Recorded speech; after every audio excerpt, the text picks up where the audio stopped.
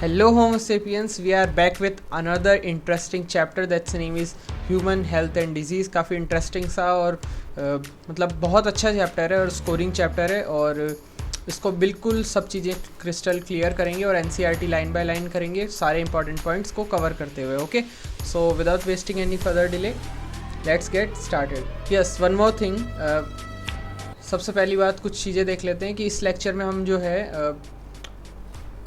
पूरी NCERT line by line cover करेंगे, important points को हाईलाइट करेंगे एंड सारी चीज़ें को क्लियर करने की जिम्मेदारी रहती है अपनी। और yes, you will love of course this lecture and बस लास्ट तक देखना एक बार, है ना। Okay, so let's start. Human health and disease. So basically health for a long time was considered as a state of body and mind where was a balance of certain humor। तो ये जो humour hypothesis है तो ये basically ये पहले दी गई थी, जिसमें ये माना जाता था कि ह्यूमर जो रहता है बेसिकली उसमें मतलब जो बॉडी टेम्परेचर और आपका जो माइंड है उसको जो अगर मतलब उनका अगर बैलेंस अच्छा है तो उसको हेल्दी माना जाता था। ठीक है, ये किसने दी थी? हिपोक्रेट्स ने दी थी आयुर्वेदा एंड मतलब ये काफ़ी एंशियंट जो पहले की हिस्ट्री है वहाँ पे ये चीज़ मानी जाती थी। It was personally and would have fevers या ऑफ कोर्स अगर फीवर वगैरह है तो माना जाता था कि कुछ बैलेंस जो है ना सॉरी, जो हार्मोन्स वगैरह का जो मतलब बैलेंस है वो ठीक नहीं है, इसलिए बॉडी का टेम्परेचर चेंज होता है। This idea was arrived at the pure relative thoughts. The discovery of the blood circulation was given by William versus using experiment method and the demonstration of normal body temperature. तो ये temperature पे based the in the person of the ठीक है, thermometer disapproved bye good. तो basically जब बाद में अपनी साइंटिस्ट आए और उन्होंने एडवांस चीज़ें डिस्कवर की तो इस थ्योरी को डिस्कार्ड कर दिया गया था। In later years, biology stated that mind influences through the natural system and endocrine system or immune system, and that our immune system maintains our health. Hence, mind and mental state can affect other health. Of course, health is affected by. So, ये जो अपने को दी हुई है ये अपने को दिया हुआ है मॉडर्न के बेसिस पे। मॉडर्न जो अपनी जो साइंटिस्ट लोगों ने डिस्कवर की थी उन्होंने ये बोला था कि क्या क्या रीज़न हो सकते हैं जिसकी वजह से एक पर्सन को एक डिजीज़ या फिर कह लो कि उसकी हेल्थ सही नहीं है, ये कैसे किन फैक्टर्स पे या किन रीज़न के बेसिस पे अपन कह सकते हैं। तो वो कुछ रीज़न्स ये हैं कि एक तो जेनेटिक डिसऑर्डर हो सकता है। जेनेटिक डिसऑर्डर बोले तो जो इनबॉर्न जो जब वो पैदा होता है तब से अगर since the day it was born तब से अगर वो डिसऑर्डर है उसको then we consider in genetic disorder. Okay, जो कि इनहेरेंट होता है ऑफ कोर्स उनके जो पेरेंट्स है उससे जेनेटिकली वाइज वो चीज़ ट्रांसमिट होती है। Second is infection for example common cold हो गया, चिकन पॉक्स हो गया एंड मैनी अदर एग्जांपल्स, वो अपन पूरे चैप्टर में पढ़ने वाले हैं। तो इन्फेक्शन। और थर्ड इज़ दैट लाइफस्टाइल, जिसमें फूड एंड वाटर वो सब इंक्लूड होता है, यानी कि आप किस तरीके से अपनी बॉडी को मेंटेन कर रहे हैं, किस तरीके से आपका लाइफस्टाइल है वो भी आपकी हेल्थ को अफेक्ट करता है। तो these are the three main reasons that affects your health directly. The term health was very frequently used for everybody. तो ये जो टर्म हेल्थ है ये काफ़ी कॉमनली यूज़ की जाती है। How do we define it? तो हेल्थ को अपन कैसे डिफाइन करते हैं? Health does not simply mean absence of disease or physical fitness. It could be defined as a state of complete physical, mental and social well-being. तो ये एक important line है कि ये लाइन ये कहना चाह रही है कि हेल्थ का मतलब सिर्फ ये नहीं होता कि अच्छी हेल्थ का मतलब कि अगर उसको डिजीज़ नहीं है तो वो हेल्दी है। नहीं, health includes physical, mental and social wellbeing. इन तीनों एस्पेक्ट्स को हेल्थ कवर करता है। When peoples are healthy, they are more efficient at work. Of course, this increase the productivity increase होगी अगर person healthy होगा। brain economic prosperity, health also increase longevity of peoples and reduce infant and maternal mortality rate। तो mortality rate क्या होती है? death rate बोला जाता है बेसिकली। तो अगर health अच्छी होगी तो mortality rate जो है वो आपका रिड्यूस होगा। बिकॉज डेथ रेट कम हो जाएगी, है ना, अगर हेल्दी होगी। चाहे आपका इन्फेंट बोले तो जो न्यू बॉर्न बेबी है, या फिर मैटरनल यानी उसकी मदर हो, ठीक है। Balance diet, personal hygiene and regular exercise can very important maintenance of maintain good health. Just of course, yoga has been practiced since time immemorial to achieve physical, mental health. Awareness about diseases and their effect on their different body functions. Vaccine, immunization. तो vaccine immunisation क्या होता है, जिसमें अपन एक pathogen को enter करवाते हैं, जिसमें मतलब उसको एक तरीके से बहुत कम क्वांटिटी में दी जाती है सो दैट कि वो एंटीबॉडीज़ डेवलप कर ले। तो ये अपन आगे पढ़ेंगे basically against the infectious disease. तो वैक्सीनेशन हो गया, ठीक है, प्रॉपर डिस्पोजेबल ऑफ वेस्ट हो गया, ठीक है, control of vector, maintenance of the hygiene, yes, वही सब चीज़ें दी हुई है यहाँ पे जो आपको ऑलरेडी पता है। आगे जो है ना मेन चैप्टर अभी स्टार्ट होने वाला है ना, ये जस्ट इंट्रोडक्शन पढ़ रहे हैं अपन। When the function of one or more organs of the system of the body is adversely affected, the characterized by the appearance of the various signs and the symptoms, यानी कि बहुत सारे एक से ज़्यादा जब ऑर्गन्स अफेक्टेड होते हैं तो हम मानते हैं कि हाँ इस पर्सन को डिजीज़ है, ठीक है। We will say that we are not healthy, ठीक है, उसको बोल देंगे भाई तू हेल्दी नहीं है, ठीक है। We have a disease, okay. Disease can be broadly grouped into infectious and non infectious. तो डिजीज़ को दो पार्ट्स में बांटा जा सकता है, एक तो इन्फेक्शियस जो कि ट्रांसमिट करता है एक पर्सन तो दूसरे पर्सन में, एंड नॉन इन्फेक्शियस जो कि ट्रांसमिट नहीं कर सकता, ठीक है। Diseases which are easily transmitted, yes, one person to another, ये आपको पता है अपने जो अपनी लोअर क्लासेज उसमें आपने पढ़ रखा है वैक्सीकली, तो ये कुछ खास बात है नहीं यहाँ पे। Now infectious diseases are very common and every suffer from these, and sometimes some of the infectious diseases are AIDS and can be fatal too. तो एड्स भी एक जो है आपकी इन्फेक्शियस डिजीज़ है। Among non infectious disease cancer are major death and drugs alcoholic health, okay. तो non infectious में क्या आता है, कैंसर, और इन्फेक्शियस में एड्स। आगे और भी एग्जांपल्स होते हैं, अपन पढ़ेंगे आगे भी। नाउ कॉमन डिजीज़ क्या क्या हो सकती है, तो कॉमन डिजीज़ इन ह्यूमंस में क्या क्या कॉमन डिजीज़ पाई जाती है, तो ये अपन इस पैराग्राफ में बेसिकली दिया हुआ है। A wide range of organisms belonging to bacteria, virus, fungi, protozoa, helminths etcetera could cause diseases to the man, and such disease causing organisms are called pathogens. तो पैथोजेंस क्या होते हैं, पैथोजेंस बेसिकली वो organisms हैं, चाहे वो bacteria हो, virus हो, फंजाई हो, प्रोटोजोआ हो, कुछ भी हो, वो पर्टिकुलर ऑर्गेनिज्म को बोला जाता है कि जो अपने को अफेक्ट कर रहा है अपनी हेल्थ को, ओके, तो उसको पैथोजन बोलेंगे। Most parasites are therefore pathogens as they cause harm to the host living organism. तो होस्ट कौन है, जैसे अपने को कोई डिजीज़ हो रही है तो अपन होस्ट है, और जो डिजीज़ कर रहा है वो पैथोजन है, ठीक है। यहाँ पे ये चीज़ क्लियर कर लेना। The pathogen can enter our body by various means multiples and interfere with the normal vital activities resulting in the morphology and functional damage. Pathogen have adapt to live within the environment of the host. Okay, host के अंदर रह सकता है अगर parasite मतलब pathogen जो भी enter कर रहा है वो। For example the pathogen that enter in the gut must know as a way to surviving the stomach, low pH and resisting the various digestive enzymes. For example, अपने पेट में या गट में अगर कोई इन्फेक्शियस पैथोजन आ रहा है तो उसको ये पता होना चाहिए कि इस इन्वायरमेंट में, स्टमक के इन्वायरमेंट में कि एसिडिक है, बेसिक है, जो भी एंजाइम्स है, तो उसको रेजिस्ट करने की, उसमें सर्वाइव करने की कैपेबिलिटी होनी चाहिए, तभी वो सर्वाइव कर पाएगा, okay. A few representative members from different groups of the pathogenic organisms are discussed here along with the diseases caused by them. Preventive and control measures against them diseases in the general is all briefly described. तो basically ये इसके बाद में जो भी paragraph है इसमें अपने को ये दिया हुआ है कि कौन सी पर्टिकुलर डिजीज़ किस पर्टिकुलर पैथोजन से हो रही है, क्या क्या सिम्टम्स हैं एंड ऑल, ठीक है। तो सबसे पहले अपन देखते हैं सैल्मोनेला टाइफाई। तो यहाँ पे आपको दिख रहा है ये यहाँ पे लास्ट में टाइफाई दिया हुआ है, यानी कि ये टाइफाइड कॉज करता है, ठीक है। तो ये आप ये ध्यान रख सकते हैं ताकि आपको नाम्स में कौन कॉजेटिव एजेंट है इसमें कन्फ्यूजन नहीं हो, ठीक है। Now salmonella typhi is a pathogenic bacteria, ये बैक्टीरियम है, ये भी ध्यान रखना है। और क्या कॉज करता है, टाइफाइड कॉज करता है, फीवर होता है, ठीक है, आप लोग पता है। This pathogen generally enters the small intestine. तो कौन सा ऑर्गन अफेक्टेड है, स्मॉल इंटेस्टाइन, ठीक है।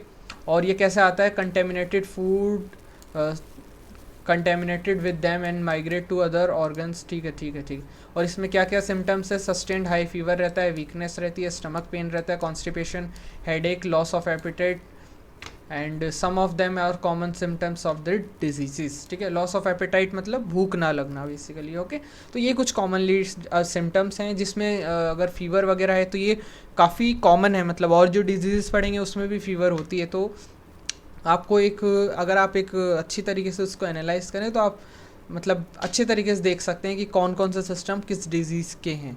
ठीक है, तो ये आपको सिम्टम्स याद रखने हैं।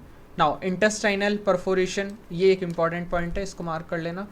और डेथ में अकर इन सीवियर केसेस, तो अगर सीवियर केसेस है तो डेथ भी हो सकती है। और इंटेस्टाइनल परफोरेशन, परफोरेशन मतलब होल्स क्रिएट होना एक तरीके से, है ना। किसमें? इंटेस्टाइन में। कौन सी ऑर्गन कौन सा इफेक्ट हो रहा है? Small intestine. ठीक है।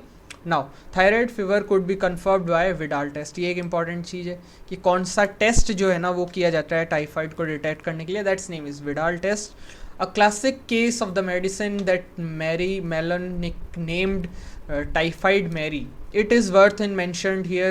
She is cook professional and ठीक है thyroid carries and contaminated to spread thyroid। ठीक है, ओके। तो ये जो थायराइड मैरी है ये बेसिकली एक कुक थी जो इसको पता नहीं था, मतलब थायराइड सॉरी थायराइड नहीं, टाइफाइड मैरी था। और ये जो है कुक थी, और ये जो है टाइफाइड जो है ये मतलब जैसे खाना बनाती थी और जिसको भी खिलाती थी तो ये इनफेक्ट और लोगों को करता जा रहा था, तो इसलिए इसको टाइफाइड मैरी बोलते हैं। ठीक है, नेक्स्ट। अब ये जो पूरा पैराग्राफ है ये टाइफाइड का दिया हुआ है यहाँ से लेकर के विडाल टेस्ट तक। ठीक है, अब अपन बात कर रहे हैं निमोनिया की। ठीक है, तो ये भी एक बैक्टीरियल डिजीज़ है। किससे कॉज्ड होती है? स्ट्रेप्टोकोकस निमोनिया, हीमोफिलस इन्फ्लुएंजा, ये दो नाम आपको याद रखने हैं। Responsible for the disease pneumonia in human which affects the alveoli air sect of the lungs. तो ये एक सीरियस डिजीज़ है। फर्स्ट ऑफ ऑल जैसे अपन बोलते हैं कि अगर नेजल कंजेशन वगैरह ये अपने को कॉमन कोल्ड में भी देखा जाता है, बट यहाँ पे एल्वेलाई यानी कि लंग्स का जो पार्ट है वो डैमेज हो रहा है निमोनिया में। ठीक है, तो ये डिफरेंस होता है दोनों में। तो निमोनिया में क्या चीज़ है? Affects the alveoli of the lungs. तो लंग्स जो होते हैं उसके अंदर जो एक्सचेंज का पार्ट है ना, जो गैसियस एक्सचेंज, जो वो जो सेक स्ट्रक्चर्स होते हैं उनको एल्वेलाई बोला जाता है, तो उसको ये चीज़ अफेक्ट करती है। As a result of the infections the alveoli get filled with the fluid leading to the severe problems of respiration. Of course अगर एल्वेलाई में डैमेज हो रहा है तो रेस्पिरेटरी प्रॉब्लम्स आएंगी जिसको भी इंडिविजुअल को ये डिजीज़ होने वाली है। And alveoli is filled with fluid, यानी कि उसमें फ्लूइड का अक्यूमुलेशन हो जाता है। अच्छा, सिम्टम्स क्या क्या होंगे? सिम्टम्स वही फीवर, चिल्स, कफ, हेडेक, वो चीज़ कॉमन है। इन सीवियर केसेस, यस, जो चीज़ डिफरेंट है ना उसको आपको याद रखना है, बिकॉज अगर आप बात करें फीवर वगैरह की तो वो चीज़ कॉमन है सब में। In severe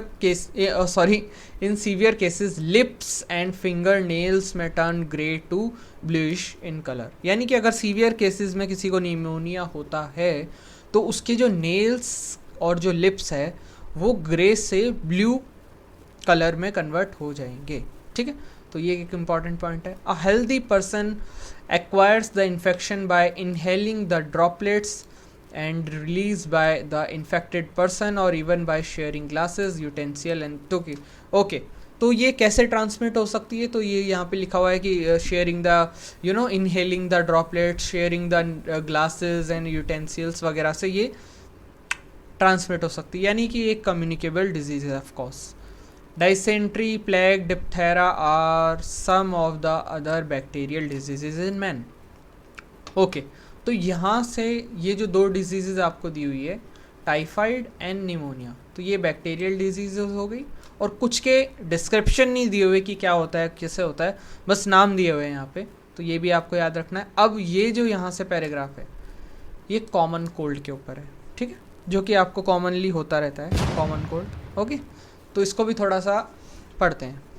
तो ये फर्स्ट ऑफ ऑल वायरस से होता है ना। कौन सा वायरस होता है? राइनो वायरस होता है। Represent such a group of virus which cause one of the most infectious human element, यानी ये काफ़ी मोस्ट इन्फेक्शियस मतलब ये काफ़ी कॉमनली देखा जाता है और काफ़ी इन्फेक्शियस होता है। अच्छा, ठीक है, तो they infect nose respiratory passage but not the lungs. तो ये इंपॉर्टेंट लाइन है, अपन ने यहाँ पे भी पढ़ा था कि सांस लेने में या रेस्पिरेटरी में दिक्कत होती है, बट वहाँ पे लंग्स इन्वॉल्व थे, एल्वेलाई इन्वॉल्व था, बट यहाँ पे सिर्फ नोज और रेस्पिरेटरी पैसेज इन्वॉल्व है, लंग्स इन्वॉल्व नहीं है। ठीक है, तो ये एक मेजर डिफरेंस है। The common cold is characterized by the nasal congestion and discharge. Yes, the sore throat, hoarseness, cough, headache, yes वो सब चीज़ें आपको पता है, क्योंकि नेज़ल कंजेशन होता है यानी blockage in the nasal passage basically, discharge और सोर थ्रोट यानी गले में यू नो, एंड हेडेक। तो ये कुछ कॉमन इसके सिम्टम्स हैं basically, which usually last 3 to 7 days। तो ये 3 to 7 days तक रहता है, फिर नॉर्मली ये ठीक हो जाती है। Droplets resulting from cough, sneezing, an infected person could either inhale directly or transmitted through the contaminated objects such as pens, books। Yes, ये जो है ना कीबोर्ड, पेन, बुक वगैरह, इनसे भी ये चीज़ जो है इन्फेक्शन एक हेल्दी पर्सन को ट्रांसमिट हो सकता है। Okay, now some of the human diseases are caused by the protozoa too. Okay, तो ये यहाँ तक वायरस की बात हो गई। अब बात करते हैं प्रोटोजोआ की। तो उसमें आता है आपका मलेरिया। ठीक है, बहुत कॉमनली ये चीज़ देखी जाती है और आपको इंटरेस्टिंग भी लगेगा ये जान के कि कैसे ये मलेरिया होता है, इंसेक्ट से होता है तो कैसे होता है, काफ़ी इंटरेस्टिंग सा है। ठीक है, now a disease a man has been fighting since many years, plasmodium or a tiny protozoa responsible for the disease species of the plasmodium. ठीक है, तो कॉजेटिव एजेंट क्या है? सबसे पहले तो ये प्रोटोजोन डिजीज़ है। अच्छा, और प्लाज्मोडियम में मतलब कौन कौन से इसमें जो है ना प्रोटोजोआ इन्वॉल्व हैं, तो वो क्या क्या है उसमें, मतलब प्लाज्मोडियम रहता है। तो प्लाज्मोडियम में कौन कौन से टाइप आते हैं?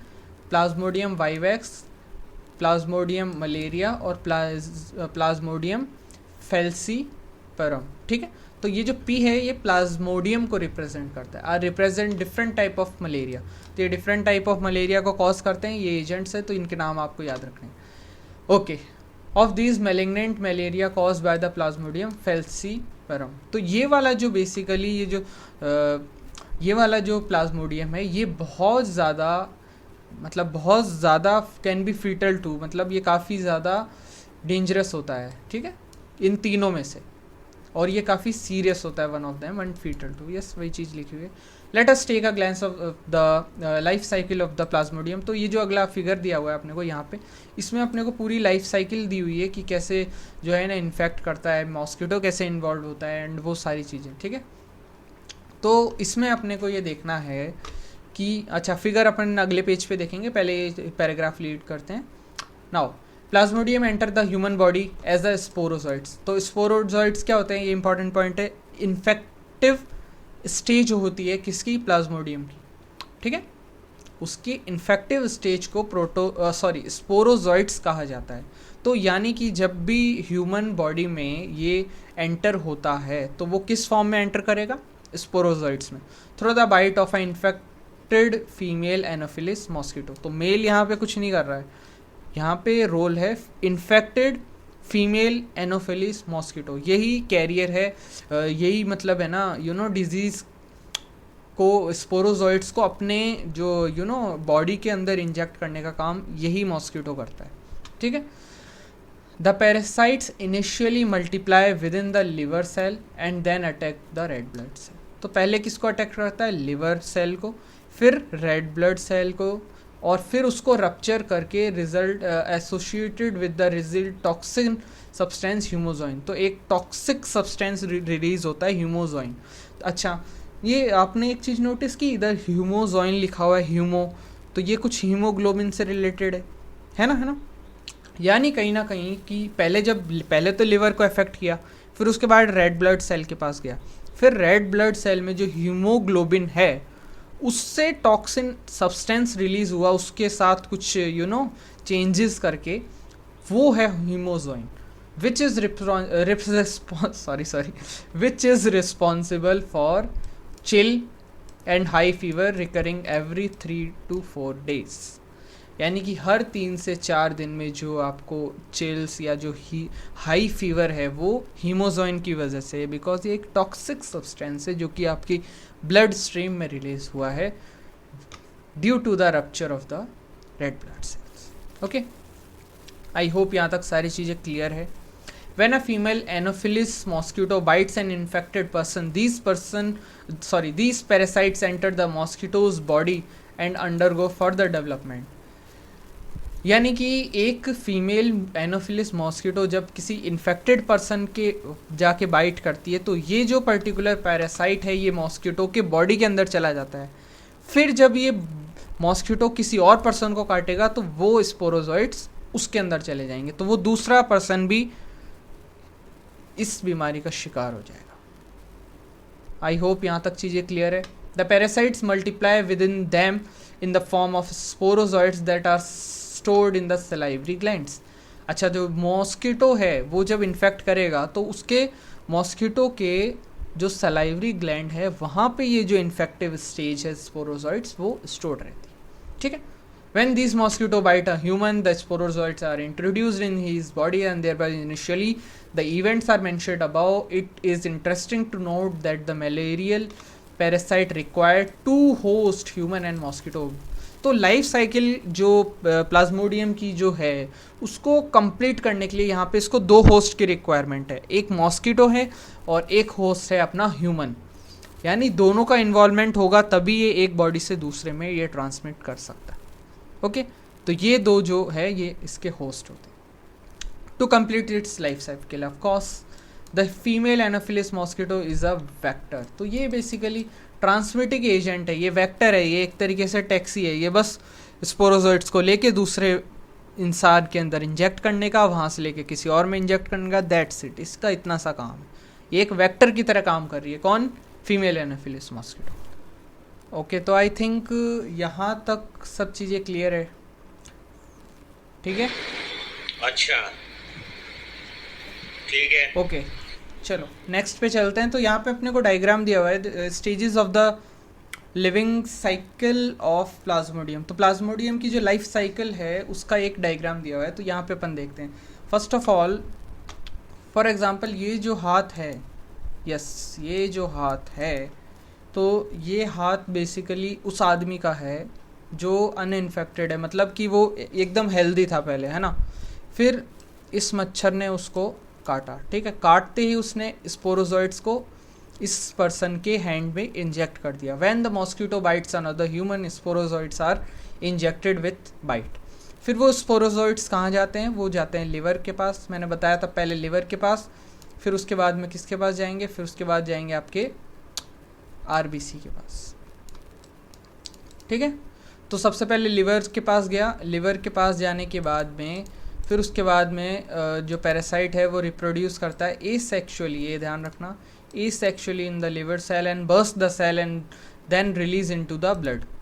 फिर parasite reproduce asexually in the red blood. फिर उसके बाद वही एसेक्सुअली रिप्रोड्यूस कर रहा है रेड ब्लड सेल के अंदर and burst the red blood cell and cause the cycle of the fever and other symptoms release in the. ठीक है. फिर वो सारे सिम्टम्स आते हैं अगर रेड ब्लड सेल को अपन रिलीज़ करते हैं तो यहाँ तक भी मैंने एक्सप्लेन कर दिया था. फिर उसके बाद में जो चीज़ है वो ये है कि यहाँ पे जब ह्यूमन या ये पूरा जो है ना, यहाँ पे पूरी ह्यूमन की चल रही है ना बातचीत, तो यहाँ पे इसको इन्फेक्ट करके जब आरबीसी को रप्चर करता है तब यहाँ पे 2 गैमेटोसाइट्स रिलीज़ होते हैं. गैमेट्स नहीं रिलीज़ होते हैं. ठीक है, यहाँ पे कंफ्यूज नहीं होना है. Gametocytes are released. अच्छा, तो female gametophyte and male gametocytes. ठीक है. तो ये जो है सेक्सुअल स्टेजेस होती है जो कि ह्यूमन के बॉडी के अंदर ही डेवलप हो जाती है. ओके. फिर जब ये दोबारा से यही कोई ये मच्छर हो दूसरा मच्छर हो, फिर वो जब दोबारा से इस इंसान को काटने आएगा तो ये जो 2 गैमेटोसाइट्स हैं वो गैमेटोसाइट्स इस मॉस्किटो के गट में चले जाएंगे. Female mosquito takes up the gametophytes in the blood milk. तो वो इनको जब एंटर करेंगे तो फिर उनमें होगी फर्टिलाइजेशन कहाँ होगी? मॉस्किटो के पेट में, मॉस्किटो के गट में होगी। और फिर उसके बाद में फर्टिलाइजेशन होने के बाद में वही स्पोरोजोइट्स बनेंगे, वो सलाइवरी ग्लैंड किसके? मॉस्किटो के अंदर स्टोर्ड रहेंगे। ठीक है, तो मैच्योर इन्फेक्टिव स्टेज, ठीक है, okay, mosquito and salivary glands. तो ये पूरी जो साइकिल है, ये प्लाज्मोडियम की पूरी लाइफ साइकिल है, जिसमें 2 होस्ट इन्वॉल्व हैं, एक होस्ट मॉस्किटो है, एक होस्ट ह्यूमन है। अच्छा, फर्टिलाइजेशन कहाँ हो रहा है? होस्ट मॉस्किटो में हो रहा है।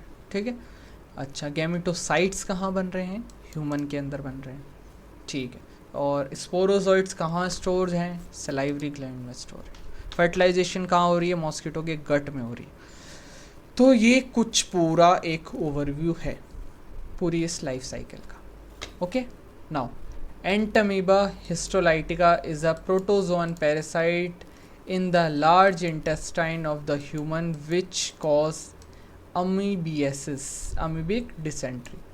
अच्छा, अब ये जो है प्रोटोजोआ की पहली डिजीज़ है। अब एक दूसरी डिजीज़ है प्रोटोजोआ की जिसका नाम है अमीबियासिस, अमीबिक डिसेंट्री इसका नाम है। कौन है causative agent? Entamoeba histolytica.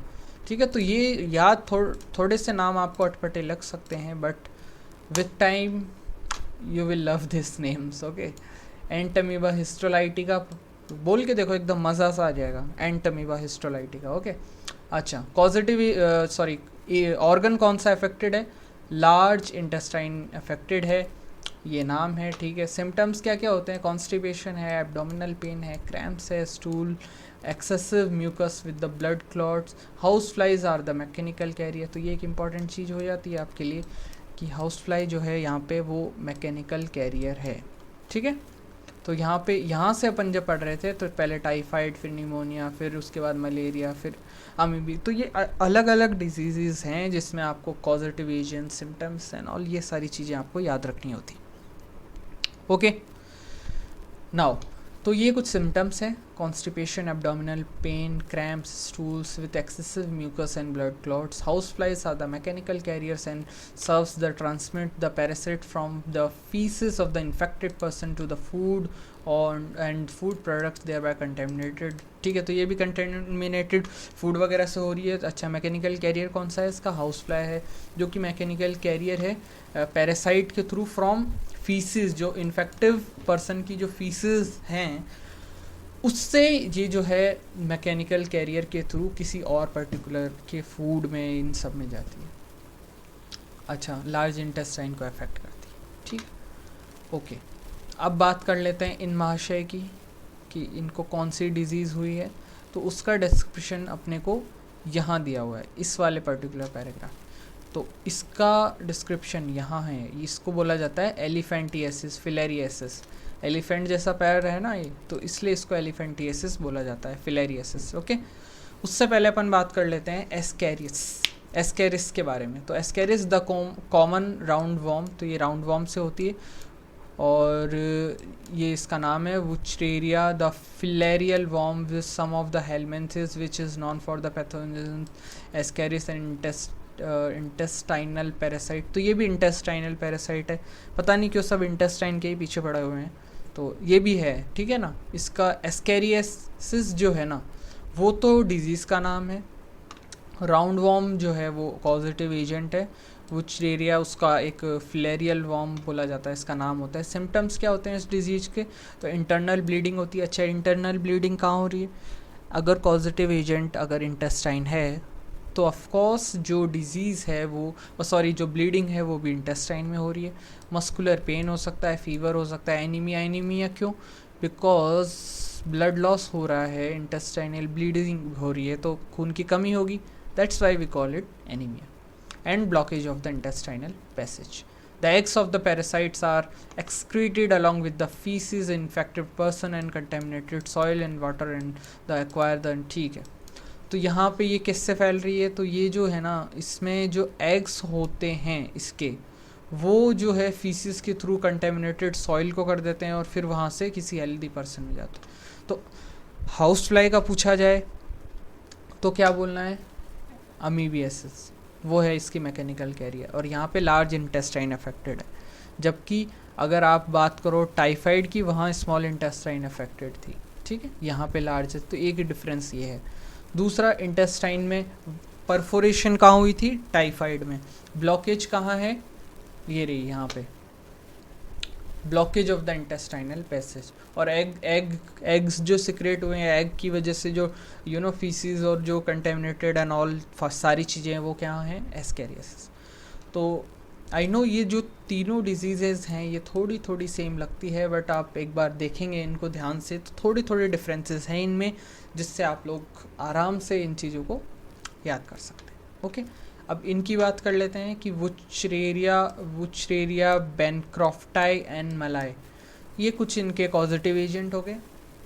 Filarial worm cause a slowly developing chronic inflammatory organ in the live in many years.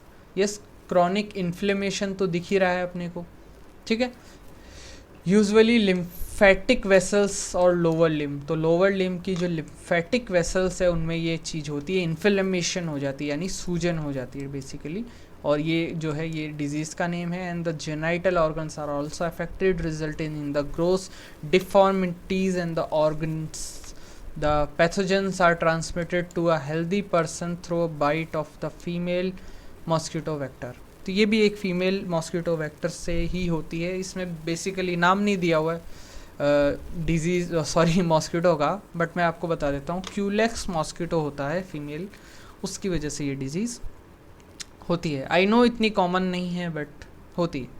Many fungi belongs to the genera microsporum, trichophyton and epidermophyton. ये तीन नाम आपको याद रखने, ये तीन जेनेरा है फंजाई के, जिससे क्या होती है, रिंग वॉर्म, है ना, आपने सुना भी होगा रिंग वॉर्म जो होता है, ये जो इन भैया को हुई है।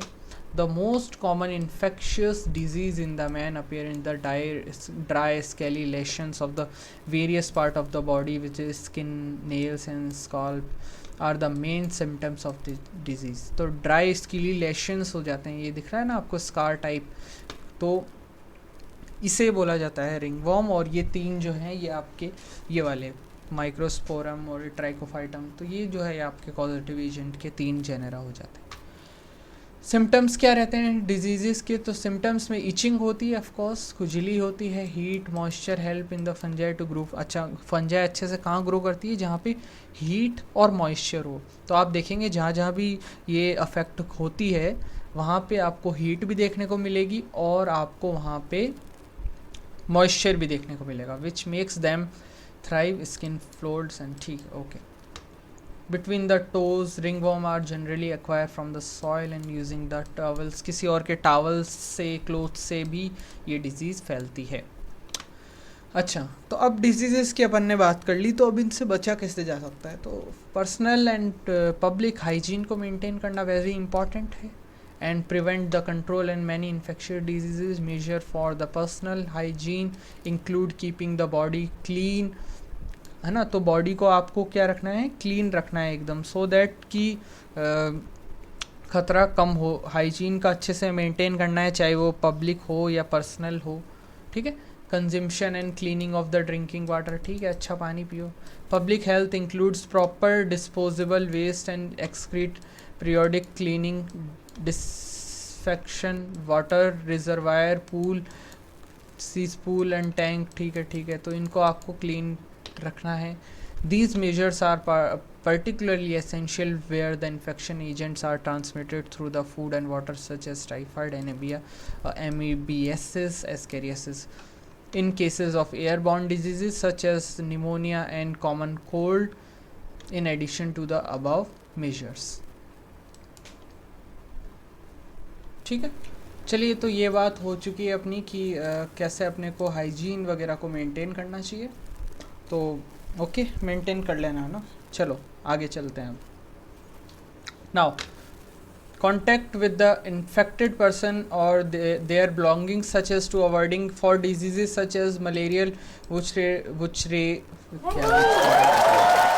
filariasis that are transmitted through insect vectors. The most of the important measures is to control or eliminate the vector and their breeding places. तो अगर अपन वेक्टर जो मॉस्किटो वगैरह है उनकी अगर अच्छी तरीके से उनको एलिमिनेट कर दें अपन, है ना, तो ये डिजीज़ जैसे मलेरिया वगैरह जो फिलेरियासिस है, जो कि बेसिकली वो भी मॉस्किटोज से ही तो फैल रही है, तो उसको अगर अपन अवॉइड करें तो काफ़ी हेल्प हो सकती है इस डिजीज़ से प्रिवेंट होने में, है ना. This can be achieved by avoiding stagnant water and around the residential area, यानी जहाँ पे रेजिडेंशियल एरिया है, जहाँ पे रहते हैं लोग, वहाँ पे स्टेगनेंट वाटर नहीं रखना चाहिए. यानी स्टेगनेशन मतलब बोले तो एक जगह वाटर रुका हुआ नहीं रहना चाहिए, है ना. Regular cleaning of the house hold coolers, use of the mosquito nets, net का यूज़ कर सकते हैं. Introducing fishes like gambusia in the compounds feeds the mosquito larva, yes ये भी इन मॉस्किटो को खाती है, इसलिए डिक्रीज करते हैं. Spraying the insecticides and draining the, ठीक है. Additional doors and windows such as providing mesh and preventing entry of the mosquito को अंदर नहीं आने देना, ठीक है ना, ध्यान रखना. Such as precautions have become more important, especially in the light of the recent widespread incidences in the vector-borne Aedes mosquito disease which called egg. ठीक है, तो एडीज का किसका पॉजिटिव एजेंट है, एडीज किसका वेक्टर है, तो ये डेंगू और चिकनगुनिया का है. The advancements made by the biological science have armed us to effectively deal with many infectious diseases. The use of vaccine, तो अब यहाँ तक अपन ने बात की कैसे डिजीज़ होती है, कैसे ये फैलती है, बट अब अपन बात करेंगे कैसे, how do we proceed to protect us from these particular diseases. So we can use various things like vaccines, and the immunization programs have enabled us to completely eradicate deadly diseases such as smallpox. तो smallpox पहले काफ़ी बहुत ख़तरनाक बीमारी हुआ करती थी, but vaccine के थ्रू हम उस चीज़ को डील कर सकते हैं, है ना. तो a large number of other infectious diseases like polio है, डिप्थेरिया है, निमोनिया है, टिटनस है, have been control in the large extent for the larger vaccine. तो वैक्सीन की वजह से हम इनको अच्छी तरीके से कंट्रोल कर पा रहे हैं. Now biotechnology, about the use of the well, read in the 10th chapter. 10th chapter में बायोटेक्नोलॉजी के बारे में पढ़ेंगे कि कैसे बायोटेक्नोलॉजी के हेल्प से भी हम जो है इन डिजीज़ को प्रिवेंट कर सकते हैं. In the very of making available of the fewer vaccine, discovery of the antibiotics of the and other drugs and enable effective treatment of the infectious diseases. So सबसे पहले बात करते हैं अपन यहाँ पे नेक्स्ट जो अपना टॉपिक है, पहला अध्याय ख़त्म होता है यहाँ पे, नेक्स्ट स्टार्ट होता है 7.2, that is name is immunity. तो इम्यूनिटी क्या होती है, every day we are exposed of large number of infectious agent, यानी कि अपन रोज़ जो है काफ़ी डिफरेंट तरीके के जो इन्फेक्शियस एजेंट्स हैं उनके कांटेक्ट में आते हैं. However only few of them are expose and result in disease, यानी कि उनमें से कुछ ही अपने को डिजीज़ कॉज कर पाते हैं. क्यों? This is due to the fact that body is able to defend itself from most of the foreign agents, यानी कि ज़्यादातर जो एजेंट्स होते हैं उससे अपनी बॉडी खुद ही डिफेंड कर पाती है. यानी एक्सपोजर तो खूब हो रहा है अपने पास, पर कुछ ही अफेक्ट कर पाती है, बाकी को बॉडी खुद ही फाइट करके उनके against. This overall ability of the host to fight the disease causing organisms is conferred to immune system. तो उसी को इम्यूनिटी कहा जाता है. Immunity in the two types, innate immunity and acquired immunity. तो इनमें एक प्रॉपर डिफरेंस जो है ना, एक थोड़ा सा मैं आपको बताना चाहता हूँ कि इन्नेट इम्यूनिटी जो होती है ना, वो आपको बाय बर्थ होती है, यानी कि जब आप बर्थ लेते हैं तब से आपकी बॉडी के अंदर वो प्रेजेंट होती है. और एक्वायर्ड इम्यूनिटी क्या होती है, जो आप अपनी लाइफ टाइम में खुद एक्वायर करते हैं, यानी आपकी बॉडी जब एक्सपोजर के बाद खुद जो एंटीबॉडी बनाती है और आप जो लाइफ टाइम में एक्वायर करते हैं वो होती है आपकी एक्वायर्ड इम्यूनिटी. ठीक, समझ में आई बात? अच्छा, तो इसी का एक अच्छी तरीके से एक्सप्लेनेशन दिया हुआ है, तो उसको अपन एक बार पढ़ते हैं. Innate immunity is non specific. तो ये स्पेसिफिक नहीं होती है. नॉन स्पेसिफिक का मतलब है कि एक पर्टिकुलर ऑर्गेनिज्म के लिए नहीं होती है. फॉर एग्जांपल अगर अपन बात करें एक्वायर्ड इम्यूनिटी की, तो ये स्पेसिफिक होती है. जैसे कोई पर्टिकुलर पैथोजन है, उसने अफेक्ट किया तो उसके खिलाफ एंटीबॉडीज़ फॉर्म हुई, अगली बार जब वो आएगा तो body will act according to that and fight against that particular pathogen. But in case of innate immunity it is non specific, वो किसी पर्टिकुलर एक ऑर्गेनिजम्स के लिए स्पेसिफिक नहीं है, that is present in the time of birth. Okay, different type of variation and तो ठीक है. तो ये जो अपने पास ये जो आपको दिए हुए हैं ना 4 टाइप की, ये 4 जो है ये चारों आपकी इननेट इम्यूनिटी है. पहली आती है आपकी फिज़िकल, जिसमें आपकी स्किन होती है जो कि एंट्री को रिटार्ड करती है माइक्रो ऑर्गेनिज्म की. म्यूकस की जो कोटिंग होती है वो epithelial gastrointestinal tract help trapping organisms. ये होते हैं आपके फिज़िकल बैरियर्स. फिर आती है फिजियोलॉजिकल बैरियर्स, जिसमें acidic stomach, saliva, mouth, eyes, tears, यानी कि जो एंजाइमेटिक एक्शंस होते हैं, जैसे कि अपनी जो स्टमक में एसिडिक पीएच है, जो एंजाइम्स है जो अपने या फिर जो माउथ में जो सलाइवा वगैरह है, आँखों में जो आंसू हैं वगैरह, वो सारे आपके फिजियोलॉजिकल बैरियर्स हैं.